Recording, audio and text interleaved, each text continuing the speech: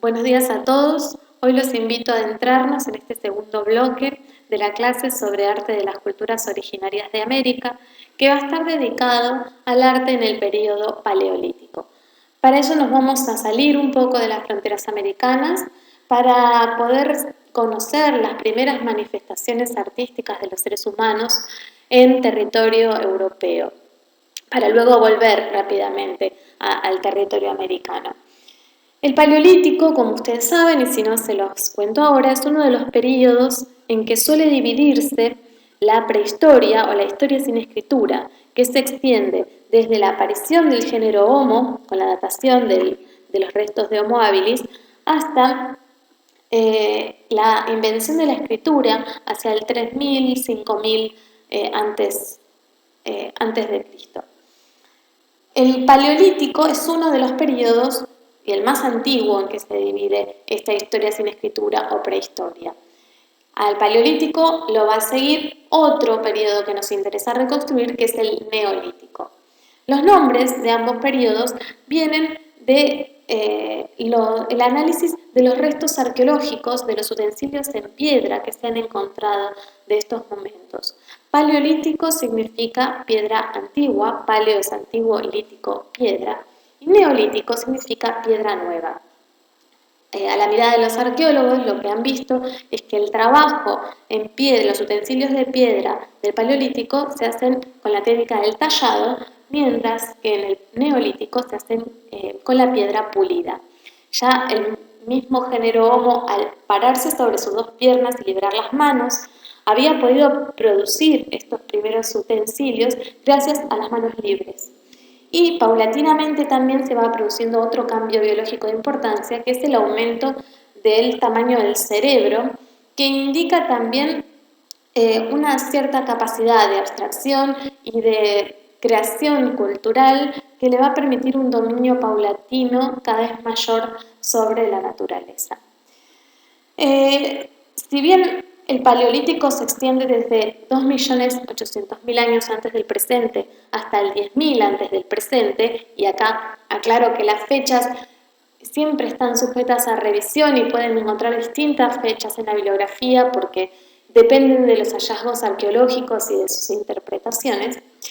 Si bien este periodo es muy extenso y se extiende durante todo esa cantidad de millones de años, nosotros nos vamos a centrar en lo que se conoce como el Paleolítico Superior, es decir, ese periodo que va del 30.000 al 10.000 antes del presente aproximadamente, y que coincide con la aparición del hombre anatómicamente moderno, que es el Homo sapiens, y más específicamente el Homo sapiens sapiens.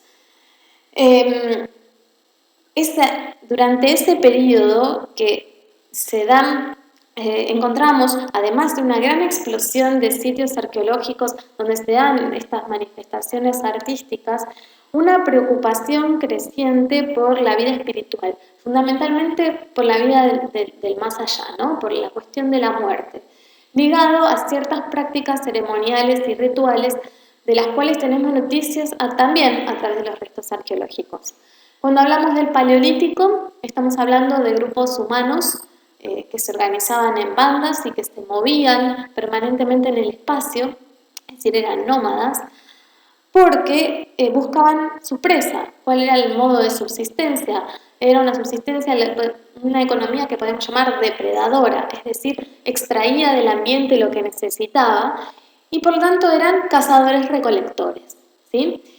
Es decir, que las manifestaciones artísticas que encontremos van a tener que ver con estas características de los grupos humanos, con su movilidad, con sus preocupaciones espirituales y con sus preocupaciones de subsistencia. Las formas artísticas que vamos a encontrar en este periodo, entonces, van a ser fundamentalmente de dos tipos. Uno va a ser el arte parietal o el arte rupestre, es decir, esas pinturas y grabados que encontramos en las paredes de las cuevas, de las que vamos a hablar a continuación, y por otro lado, las tallas, ¿sí? Es decir, el trabajo de talla sobre figurillas pequeñas, a veces muy pequeñas, de 5 centímetros, hasta 25 centímetros, y que fueron precedidas por otros objetos que mostraban preocupaciones estéticas, como este bastón que vemos aquí abajo, que muestra una intención decorativa en un objeto que es de uso cotidiano. Muchos de los restos de los que vamos a hablar ahora, muchas de estas formas, provienen de la zona europea que corresponde a los actuales territorios del norte de España y de Francia, que es donde se han encontrado algunos de los yacimientos más antiguos, pero tenemos algunas otras formas que se extienden aún más desde España y hasta Siberia, es decir, por toda Europa, e incluso en la zona de África del Norte y en la actual zona de Siria. Una de esas formas que vamos a encontrar como una continuidad en todo el territorio son estas tallas que vemos aquí, que estaban hechas, en este caso es de marfil de mamut, también de piedra, también de terracota, de barro, de distintos materiales, de hueso, y que representaban, o bien, y de manera muy minoritaria, animales que vivían en ese momento en el territorio, y las más frecuentes y las que más conocidas son probablemente son estas figuras femeninas a las que se conoce como Venus. Estas en particular son las más famosas de todas, son la Venus de Willendorf, que es el lugar donde fueron halladas, y que son figuras femeninas que tienen exaltados los rasgos sexuales. ¿Cuáles eran las finalidades de estos objetos? En realidad hay debates permanentes desde el siglo XIX que están discutiendo sobre cuáles eran los fines de estos objetos. Y una de las teorías probablemente más difundida tiene que ver con que estas figuras, sobre todo las figuras femeninas, que tienen exaltados los rasgos que tenían que ver con la concepción, con su rol de madres, estaban destinadas a ritos para la fecundidad, ¿sí? Para favorecer la fecundidad. Y es por eso que exaltan todas esas formas femeninas que tienen que ver con la reproducción y minimizan otras, como los pies, los brazos o la cabeza. Por otra parte, como les decía, vamos a tener lo que conocemos como el arte rupestre. En el mapa que está en la parte superior izquierda, aquí, pueden ver la gran cantidad de sitios arqueológicos de arte rupestre que hay tanto en Europa como en el cercano Oriente. Probablemente algunos de los más famosos son estos que vemos acá abajo, que se encuentran en España, lo que llaman la zona franco-cantábrica, ¿no? Esta zona norte de España y de Francia, y las cuevas probablemente también más famosas son tanto las de Altamira como la de Lascaux.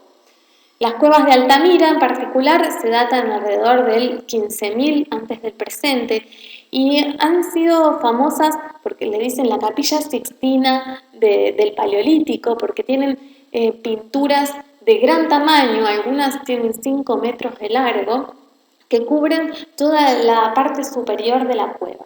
Estas cuevas no eran lugares de residencia, sino que eran lugares que tenían un sentido sagrado, ¿no? Donde se llevaba adelante un culto. ¿Y por qué? Al menos un ceremonial, ¿no? ¿Y por qué se puede decir esto? Porque en realidad son lugares de muy difícil acceso, a veces muy bajos, que es necesario agacharse para poder ingresar, y que siempre están en lugares protegidos que por un lado limitaban el acceso en ese momento y por el otro garantizaban la perduración de estas pinturas. ¿Qué encontramos en esas pinturas? Básicamente formas animales, zoomórficas, van a encontrar que dice la bibliografía, algunas formas humanas antropomórficas, signos abstractos y huellas de manos. Esto lo vamos a encontrar en casi toda la pintura rupestre, no solo en el continente europeo, sino también en el continente americano. Sin embargo, cambian las especies animales representadas y las formas de representarla. De acuerdo a un autor español que se llama Eduardo Ripoll, si indagamos cuantitativamente, o sea, si contamos los animales representados, resulta que los que aparecen en mayor cantidad son los caballos y los bisontes. Es decir, los animales que existían en ese momento en el continente europeo y que probablemente fueran la forma predominante de subsistencia de estos grupos humanos. Las formas muchas veces se adaptaban a la superficie de la piedra y eran pintadas con el dedo, con pinceles improvisados o a veces con lo que llamaba estarcido. Estarcido era una técnica mediante la cual se masticaban los pigmentos con la boca y luego se expulsaban directamente sobre la pared. Una de las cosas que sin dudas ha llamado más la atención de los investigadores, tanto de estas imágenes como de algunas de las figuras talladas, ha sido el naturalismo con que están hechas. Evidentemente nos encontramos ante verdaderos artistas, digamos, ¿no? Que conocían la manera de plasmar estas figuras a través de distintas técnicas.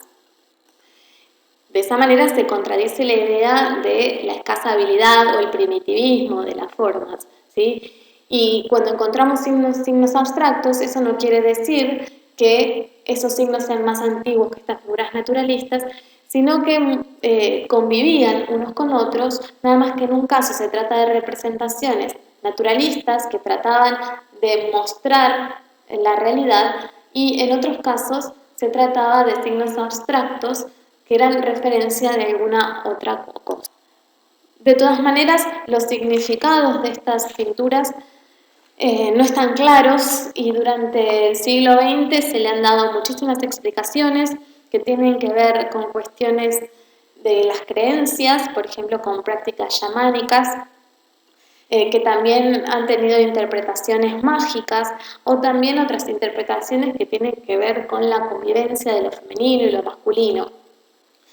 En realidad, las interpretaciones no se excluyen entre sí, sino que muchas veces pueden complementarse. Y esa que se centra sobre todo en la cuestión mágica tiene que ver con pensar estas imágenes en relación con los contextos de producción, el contexto en que fueron producidas, ¿no? Y los modos de vida de quienes las generaron. Es así que se piensa que al realizar estas pinturas sobre las paredes, lo que trataba de hacerse era propiciar la caza.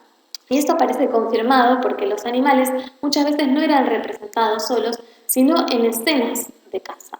De esta manera entonces se pensaba que se propiciaba el éxito de la caza. En el territorio argentino, en el territorio americano y en el argentino en particular, hay varios sitios que sin embargo tienen una datación más tardía que los europeos, porque como veremos en el bloque siguiente, la ocupación humana en América fue más tardía que en el continente europeo. En nuestro territorio en particular tenemos sitios que datan de alrededor del 10.000 antes del presente. Hay varios, uno de ellos por ejemplo está en la zona de Inca Cueva, en Humahuaca, en Jujuy, y otro, probablemente el más conocido, es el de la Cueva de las Manos, se encuentra en la provincia de Santa Cruz, en el cañadón del río Pinturas. Y se encuentra, fíjense, acá les puse una imagen para que ustedes vean cómo es el acceso a la cueva. Se encuentra a unos 80 metros por el margen derecho del cañadón y las pinturas cubren 250 metros de frente. Y se ubicaron en aleros y en la profundidad de la cueva, muchas veces de difícil acceso. Este es el tipo de pinturas que podemos encontrar en la Cueva de las Manos, que han sido objeto de varios estudios por parte de los arqueólogos, por parte de los historiadores del arte, que han definido en ellas varias etapas, ¿sí? Sabemos que estas cuevas estaban ocupadas durante mucho tiempo.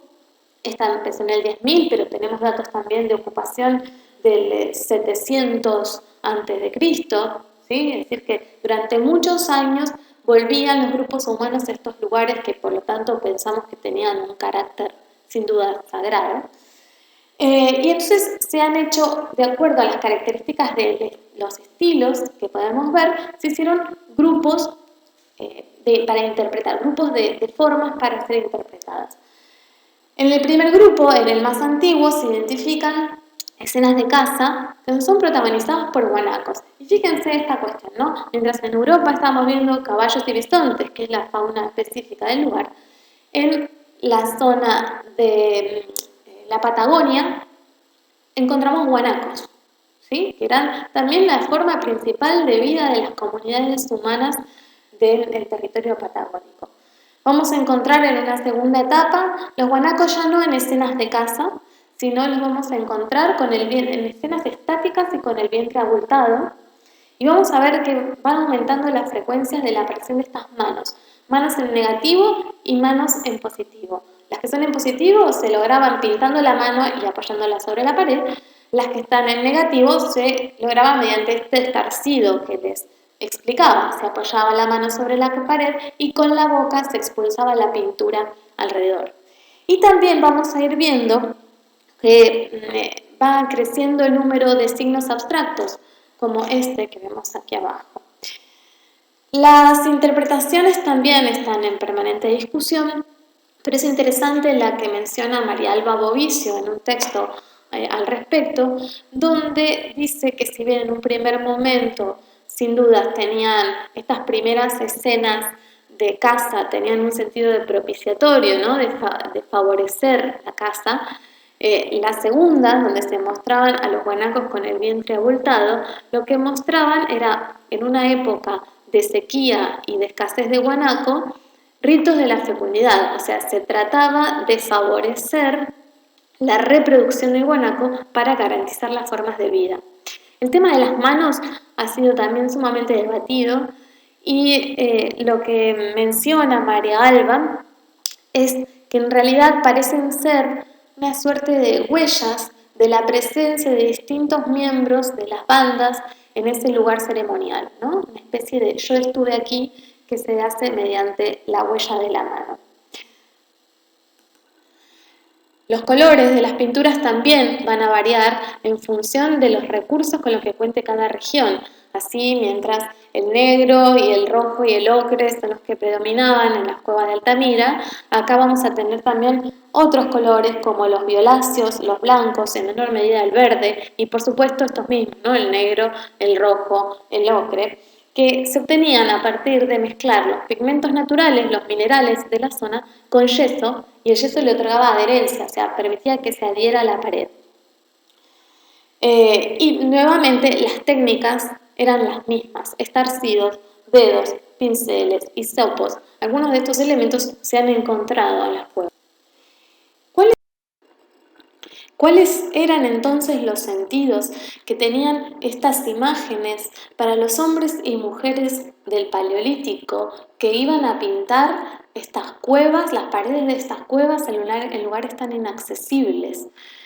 Indudablemente tenían una importancia fundamental para su vida, para su subsistencia, y algunos historiadores han pensado que esa importancia que tenían las imágenes se debía a la manera de concebir las imágenes de los hombres y mujeres prehistóricos, que no es igual a la manera que tenemos mayormente hasta el día de hoy de pensarlas. Nosotros creemos que las imágenes son representaciones de objetos que están por fuera del arte, ¿sí? Un perro pintado es una representación de un perro real. No confundimos el perro real con el pintado, ¿sí? Sin embargo, para los grupos humanos prehistóricos, lo representado pasaba a ser el mismo animal, ¿sí? Entonces, de esa manera, la pintura tenía una gran eficiencia, una gran eficacia, porque cuando se pintaba una escena de caza, se estaba pintando en realidad algo que efectivamente iba a suceder, porque al pintarlo sucedía. Fíjense cómo lo explica este historiador del arte español. Dice, la imagen no representa al animal, es el propio animal. La imagen no tiene un sentido figurativo, sino un sentido real. La imagen es un alter ego, es decir, un otro yo, del animal o del hombre representados y posee la realidad, la eficacia y la fuerza de lo que está representado. Si está acribillado de flechas, el ser representado lo está igualmente. Por eso es que estas imágenes podían llegar a tener una función mágica ritual y ceremonial, ¿sí? Porque efectivamente eran formas de propiciar que la caza fuera exitosa. Por supuesto, estas son interpretaciones de los historiadores, porque no sabemos qué pensaban los hombres y mujeres prehistóricos porque no tenemos otro registro que el de las propias imágenes y de los objetos de uso cotidiano. Por eso es que nos interesa recalcar, y esto sirve para la época prehistórica, pero va a servir también para épocas posteriores. Nos interesa dejar en claro que la historia es una construcción de los historiadores hecha a partir de las fuentes que tienen disponibles. Y es esta idea de la historia como construcción la que nos interesa recuperar desde la materia. Y es por eso que les pedimos muchas veces que presten atención a quiénes son los que hablan, quiénes son los historiadores que están enunciando determinadas interpretaciones, cuáles son las hipótesis que construyen, para tener presente que siempre son relatos y que están sujetos a revisión. Relatos de carácter científico, por ejemplo, por supuesto. Y desde la materia lo que les proponemos es una sistematización de esos textos en dos grandes líneas historiográficas, es decir, dos grandes líneas para explicar el arte y para explicar la relación entre el arte y la sociedad. Por supuesto, esto podría ser infinitamente más complejo y hay materias que se dedican a estudiar las líneas de la historiografía del arte. Nosotros acabamos una primera aproximación que atañe específicamente a nuestro objeto de estudio, ¿sí? al arte. Y la pensamos en torno a dos grandes líneas, las formalistas y las sociales. Las posturas formalistas son aquellas que entienden el arte y sus transformaciones a partir de los cambios que se dan en los materiales y en las técnicas, ¿sí? Es una explicación intrínseca, ¿sí? Del arte por sí mismo, de sus formas, de sus técnicas, de sus elementos específicos.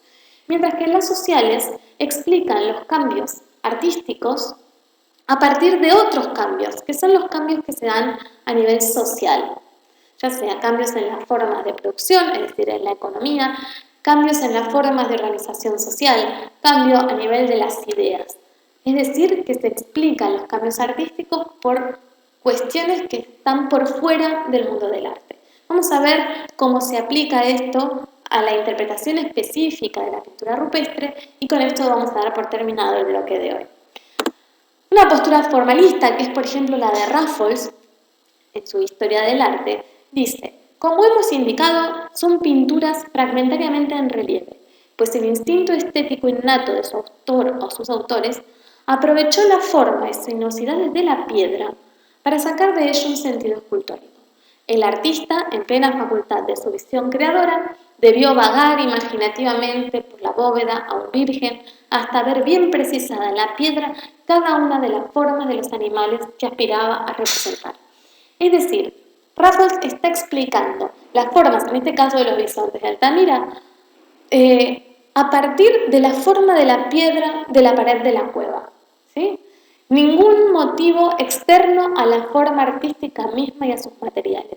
Se trata entonces de una postura formalista. ¿Qué pasa con las posturas sociales? Y acá vamos a tener un historiador del arte muy famoso, que es Arnold Hauser, que lo vamos a mencionar muchas veces en el transcurso de esta materia, en lo que se llama Historia Social de la Literatura y del Arte. Es un libro que apareció en la década del 50, si mal no me equivoco. Y me dice, ¿cuál era la razón y el objeto de este arte? Se refiere al arte rupestre. Sabemos que este arte es un arte de cazadores primitivos, que vivían en un nivel económico parasitario, improductivo, que tenían que recoger o capturar su alimento y no creárselo por sí mismos. Un arte de hombres que, según todas las apariencias, vivían dentro de los moldes sociales inestables, casi enteramente inorganizados, en pequeñas hordas aisladas, en una fase de primitivo individualismo y que probablemente no creían en ningún Dios, en ningún mundo ni vida existente más allá de la muerte. Más allá que este fragmento de Hauser contradice muchas de las otras teorías que fuimos desarrollando en el transcurso de la clase, lo que nos interesa recuperar es la posición historiográfica de Hauser y la diferencia con Raffles. Porque mientras para Raffles lo determinante era la forma de la piedra, para Hauser lo determinante es la forma de organización y de subsistencia de los grupos que hacían estas imágenes. Eran cazadores primitivos, tenían una economía que se basaba en la caza, ¿sí? Parasitaria y productiva, y vivían en pequeñas hordas que se movían de un lado para el otro. Y por eso creaban estas formas artísticas, ¿sí? Como vemos, estamos hablando de un mismo fenómeno. Sin embargo, las interpretaciones que hacen los historiadores a partir de ese mismo objeto son totalmente diferentes y dependen de la concepción que ellos tengan del arte y de sus relaciones con la sociedad.